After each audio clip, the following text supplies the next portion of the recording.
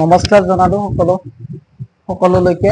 আজি আমি নতুন এটা মেথছ লৈ আহিছো ইয়াতে, আৰু ইয়াক কেনেকে কম সময়ত বা কেনেকে শৰ্ট ট্ৰিক অৱলম্বন কৰি কৰিব পাৰি তাকে আমি চাম।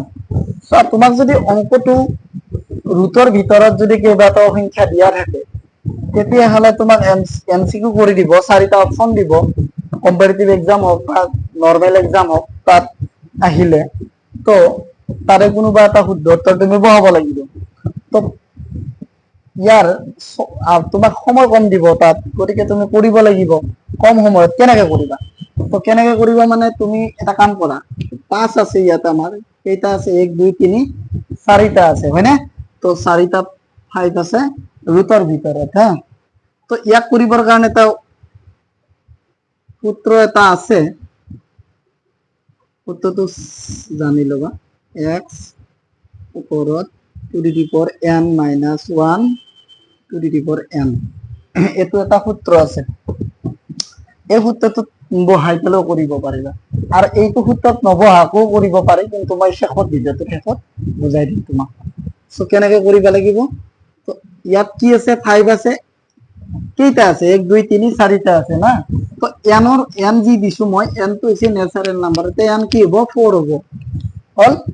তো কি হল, n ৰ জায়গাত তুমি 4 বহাবা। তো x ৰ ঠাইত কি বহাবা? x ৰ ঠাইত তুমি যি সংখ্যা আছে তাক বহাবা।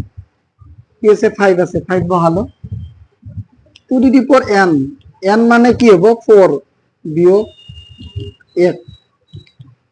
তাৰপিছত টু দি পাৱাৰ n মানে কি হ'ব? 4 হ'ব। চোৱা, 5 দিয়া 2 4টা পূৰণ কৰা। কেইটা? 2 4টা পূৰণ কৰিব লাগিব। কিমান পাবা? 16 পাবা। গতিকে ইয়াত কি হ'ব? 2 4টা জাগাত কি হ'ব? 16 হ'ব। এটো 16 হ'ব, বিয়োগ কি হ'ব? 1 হ'ল।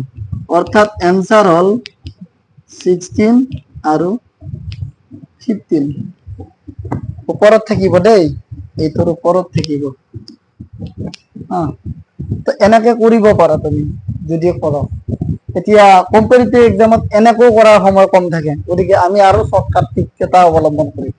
চোৱা, তোমাৰ কাম হ'ব কি, তুমি সংখ্যাবিলাক চাবা কি সংখ্যা আছে ইয়াত। এনেতে 5 আছে, তো 5 বহালা। হল? ইয়াত কিমানটা সংখ্যা আছে? যে ইয়াতে 4টা সংখ্যা আছে। কেইটা সংখ্যা আছে? 4টা সংখ্যা আছে।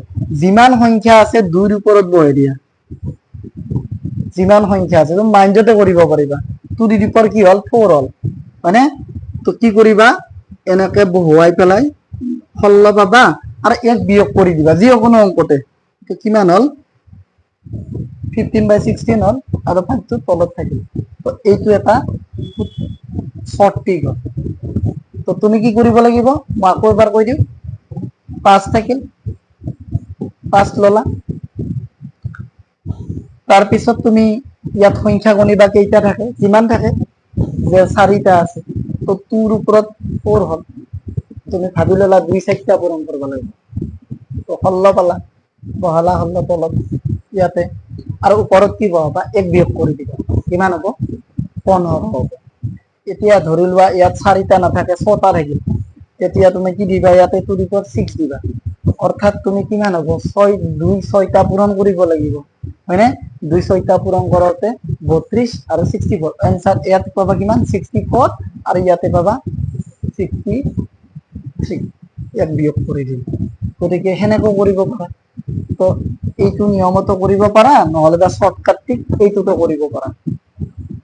তো এই দুটা অংক মই পাতি থৈছো, তোমালোকে কিমান কম সময়ত কৰিব পাৰা কৰি পেলাই কমেন্টত শুদ্ধ উত্তৰ দিবা। নম্বৰ 1 আৰু 2 বুজি দিছো, আৰু যদি কিবা সুধিব লগা থাকে আছে জনাবা।